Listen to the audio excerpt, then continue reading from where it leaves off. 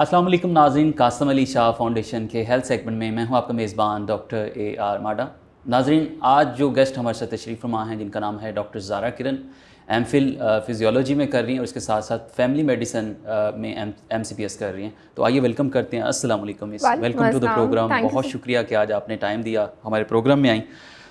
Ma'am, जैसा कि blood pressure Pakistan में एक बहुत बढ़ती हुई एक अलार्मिंग जो डिज़ीज़ समझी जा रही है, बहुत कॉमन है, तो इसकी बेसिक वजूहात क्या हो सकती हैं? जी, हमारा ना सिर्फ पाकिस्तान में बल्कि पूरी दुनिया में ब्लड प्रेशर बहुत ज़्यादा तेज़ी से बढ़ती हुई बीमारी है और इसकी वजह से और बहुत सी बीमारियां जो हैं वो जन्म ले रही हैं आपकी, और बहुत सी ज़्यादा बीमारियों का सबब बन रही है। सही। मेन वजह हमारे मुल्क में ब्लड प्रेशर के मरीज़ बढ़ने का ये है कि हमारे मुल्क में लोग सेडेंट्री लाइफस्टाइल फॉलो करते हैं। अब सेडेंट्री लाइफस्टाइल क्या है? सिंपल सा एग्जांपल है, पहले जब ये गाड़ियाँ नहीं होती थी, साइकिलें नहीं होती थी, हम चल के जाते थे। फिर साइकिल आना शुरू हुई तो थोड़ी चलो उसके ज़रिए भी आपकी वर्जिश होना शुरू हुई। फिर उसके बाद क्या कहते हैं, बाइक्स आ गई। अब जब से कार्स आ गई हैं तो हम क्या करते हैं, आपने एक जगह से दूसरी जगह भी मसलन जाना है तो आप अपनी टांगों को ज़हमत नहीं देते हैं, तो आप क्या करते हैं, गाड़ी निकालते हैं और चले जाते हैं। तो जो एक थोड़ा बहुत भी वर्जिश का अमल होता था वो ख़त्म हो गया, यानी कि आपने खुद से मज़ीद अपनी बॉडी को एक्टिव नहीं कर रहे हैं। तो अल्टीमेटली क्या होना शुरू होता है, आपकी बॉडी इनएक्टिव होना शुरू हो जाती है। इससे क्या होता है, आपका वेट बढ़ना शुरू हो जाता है, चर्बी बढ़ना शुरू हो जाती है। जब चर्बी बढ़ती है आपकी जिस्म में, तो वही चर्बी जो है वो आपकी खून की शरियानों में जाके जमा होना शुरू हो जाती है। तो जब खून की शरियानों में जमा होगी तो खून की शरियानें, खून की नालियाँ तंग होना शुरू हो जाती हैं। अब एक मैं आपको मिसाल दूं, पानी का पाइप है, इतने बोर का अगर एक आप पाइप ले रहे हैं, उसमें से जो पानी गुजरेगा उसका प्रेशर देखें और उसको आगे से आप तंग कर दें, आप प्रेशर देखें पानी का। तो जब आपने तंग कर दिया है तो वो तंग पाइप में से पानी ज़्यादा प्रेशर के साथ गुजरने की कोशिश करेगा। तो यही हाल हमारे जिस्म में मौजूद खून की नालियों का है कि जब खून की नालियाँ तंग होना शुरू हो जाती हैं तो आपकी बॉडी में तो उतना ही ब्लड है जिसने सर्कुलेट करना है, तो क्या होता है कि उन्हें एक रेजिस्टेंस का सामना करना पड़ता है। तो फिर खून की नालियों में से वो जो खून है वो बहुत तेज़ी ज़ोर के साथ गुजरने की कोशिश करेगा, जिसकी वजह से हम जिसको आम लफ्ज़ों में कहते हैं कि बॉडी में ब्लड प्रेशर बढ़ रहा है। ठीक। तो ये वजूहात हैं। सेडेंट्री लाइफस्टाइल, सेकेंडली सिगरेट का बढ़ता हुआ रुझान आपके मुल्क में। हर छोटा बच्चा सिगरेट पी रहा है, टीवी पे एड्स आती हैं कि तंबाकू नोशी सेहत के लिए मुज़र है, लेकिन साथ आप उसी तंबाकू नोशी की ऐड दे रहे हैं। बिल्कुल, उस पे गैंग्रीन वो फूड भी बना होता है, कितना वो लिखा होता है कि बड़ा, लेकिन आप फिर भी वही काम कर रहे हैं। तो आपकी जो यंग जनरेशन है, स्मोकिंग बहुत कॉमन है। सेकेंडली, अगर वो घर में किसी बड़े को करते हुए देखेंगे तो वो तो उसी को ही फॉलो करेंगे। तीसरी बात, अब तो हम पहले समझा जाता था कि अल्कोहल जो है ये सिर्फ यूरोपियन ममालिक तक लिंक्ड चीज़ है, पाकिस्तान में अल्कोहल का कोई कॉन्सेप्ट नहीं है, जबकि पाकिस्तान में भी इसको लाइक एक जिसको कहते हैं कि अमीर होने का स्टेटस समझा जाता है, शराब पी जा रही है भी पार्टीज़ में और वो सब चीज़ें, तो लाइक इट्स गेटिंग कॉमन, जबकि उसके बहुत सख्त नुकसानात हैं, उसकी वजह से भी ब्लड प्रेशर जनरेट हो रहा है। फिर हमारे खाने पीने की चीज़ें, हमारा खाने पीने का लाइफस्टाइल, मिर्चों वाले खाने, मुर्ग मसलन किस्म की ग़िज़ाएँ हम इस्तेमाल कर रहे हैं, खाबे जो खा रहे हैं, लाहौरी जो हैं, फिर मसलन चर्बी वाला खाने, पाए शाए सिरी बोंग, ये सब चीज़ें, पूरी हलवे, तो वो ये सब चीज़ें आपके जिस्म में चर्बी को पैदा कर रही हैं, तो उसकी वजह से भी ये।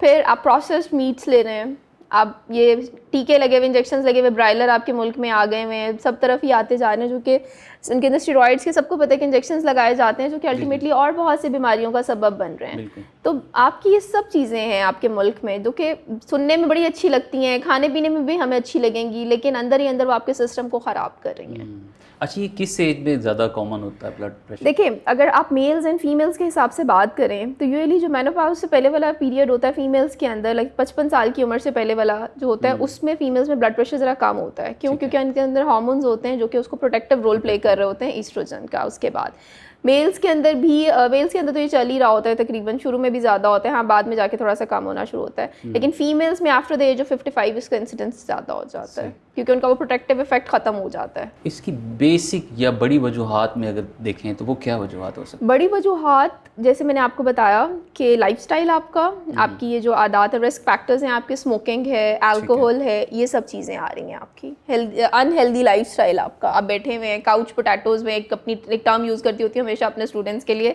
कि you all are becoming couch potatoes, के एक गिलास भी पानी का उठ के खुद नहीं पीना हमने।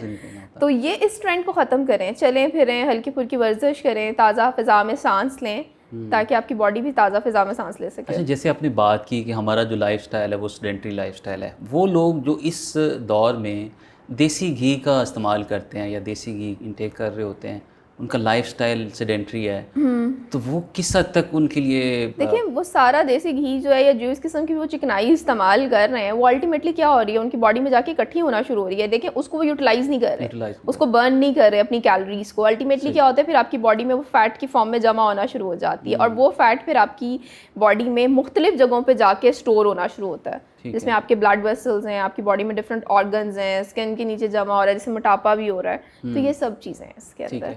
घरों में जो ख़वातीन है वो घरेलू टोटके इस्तेमाल कर रही होती हैं बीपी को लो करने के लिए, या जिनका हाई होता है, तो वो किस हद तक उनके लिए हेल्पफुल होता है या दूसरी मेडिसिन? देखिए सबसे बेहतरीन तरीका तो ये है कि आप नमक का इस्तेमाल कम कर दें। नमक का और चिकनाई तली हुई चीज़ों का इस्तेमाल कम कर दें, रेड मीट का इस्तेमाल कम कर दें, उसकी जगह आप वाइट मीट का इस्तेमाल करें। वाइट मीट में मुराद मेरी हरगिज़ ब्रायलर मुर्गी नहीं है, देसी मुर्गी का इस्तेमाल करें। फ़िश अगर सर्दियाँ या जो भी है उसका इस्तेमाल करें। तो ये चीज़ें हैं। अच्छा, इसके हवाले से अगर देखा जाए तो कौन कौन से जो बॉडी के सिस्टम हैं वो इन्वॉल्व हो सकते हैं? देखिए ब्लड प्रेशर जो है ना एक तरह से जड़ है बाकी की बीमारियों की, जिसमें देखिए आपकी बॉडी में अगर ब्लड प्रेशर बढ़ रहा है और कॉन्स्टेंटली बढ़ता जा रहा है, आप ख्याल नहीं कर रहे हैं, तो आपने देखा होगा कि अक्सर पेशेंट्स आपके पास आएंगे इमरजेंसी में जिनको अचानक से ब्रेन हैमरेज हो जाता है। तो इसका मतलब है कि आपका ब्रेन अफेक्ट हो रहा है। कुछ की किडनीज डैमेज होना शुरू हो जाती हैं, इसका किडनीज पे भी इफेक्ट है, लिवर पे है, ब्रेन पे है, ठीक है, हार्ट की डिजीज़ेस, एंजाइना, हार्ट अटैक, ये बहुत कॉमन है। ठीक है, तो ये सब चीज़ें हैं। ब्लड प्रेशर क्या डायबिटीज़ की वजह से भी हो सकता है?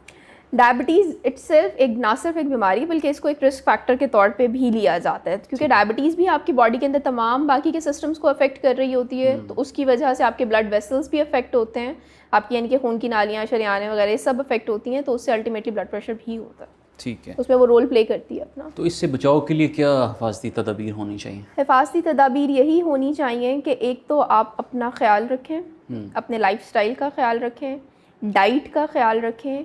आपको पता है कि अगर आपकी फैमिली में आपके फादर और मदर ब्लड प्रेशर के मरीज़ हैं तो आप अपना लाइफस्टाइल उनको देखते हुए पहले ही ठीक कर लें, बिकॉज जेनेटिकली भी ये ट्रांसमिट हो जाती है, तो आपको पहले ही करना चाहिए। ठीक है, तो बाकी है कि पानी का इस्तेमाल ज़्यादा से ज़्यादा करें, सब्जियां खाएं, वो ग़िज़ाएँ खाएं जिसमें पोटाशियम का के कंटेंट ज़्यादा होता है, क्योंकि वो भी ब्लड प्रेशर रेगुलेट करने में बहुत हेल्प करता है। तो ये सब चीज़ें हैं। ठीक है, अच्छा, इसमें जो आपने बात की, अगर ट्रीटमेंट की पहले बात कर लेते हैं कि क्या ट्रीटमेंट प्रोटोकॉल होना चाहिए? ट्रीटमेंट प्रोटोकॉल देखें, हम हमेशा किसी भी चीज़ की ट्रीटमेंट को ना दो तरीक़ों में डिवाइड कर देते हैं। एक होती है उसकी नॉन फार्माकोलॉजिकल ट्रीटमेंट और एक होती है फार्माकोलॉजिकल ट्रीटमेंट। अब ये क्या बलाएं हैं? नॉन फार्माकोलॉजिकल ट्रीटमेंट क्या है? आपका लाइफस्टाइल चेंजेस, आपके रिस्क फैक्टर्स जो हैं उनको ख़त्म करने की कोशिश करें। ठीक है, फार्माकोलॉजिकल ट्रीटमेंट क्या है कि जब ये तमाम है, आपने लाइफस्टाइल भी मॉडिफाई कर लिया, सब कुछ कर लिया, रिस्क फैक्टर्स को अवॉइड कर दिया, लेकिन अब फिर भी ब्लड प्रेशर कंट्रोल नहीं हो रहा, इसका मतलब है कि अब गड़बड़ हो चुकी हुई है, अब आपको दवाई की ज़रूरत पड़ेगी। तो फिर हम लोग दवाई का इस्तेमाल स्टार्ट करवाते हैं। उसमें भी ये होता है कि पहले आपने ब्लड प्रेशर मॉनिटर करना होता है कि एक हफ्ते का आपको कहा जाता है कि अपना चार्ट बनाएं, उसमें आपने सुबह दोपहर शाम ब्लड प्रेशर या सुबह और शाम का ब्लड प्रेशर का चार्ट बना लें, और उसमें फिर आपको साथ में और प्रिकॉशंस बताई जाती हैं कि किस वक्त आपने ब्लड प्रेशर चेक करना है।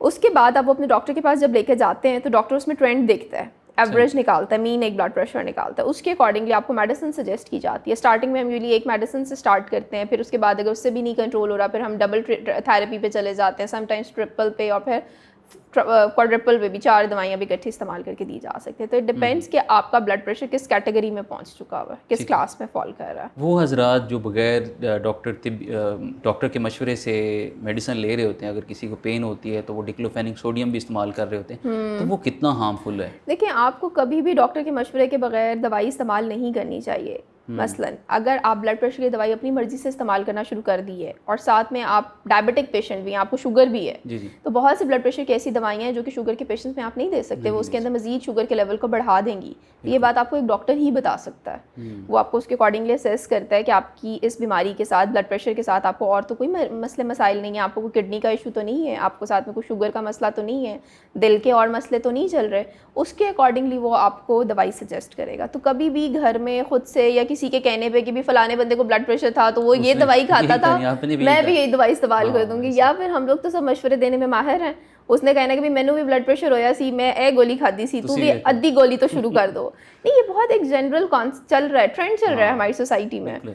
तो हम इसको डिनाई नहीं कर सकते हैं। तो but this is a very like harmful and a dangerous trend, इसको आहिस्ता आहिस्ता ख़त्म करना चाहिए। थैंक यू सो मच, आपने टाइम दिया। जी नाज़रीन, आज आपने डॉक्टर ज़ारा किरण के कीमती मशवरों से फ़ायदा उठाया होगा।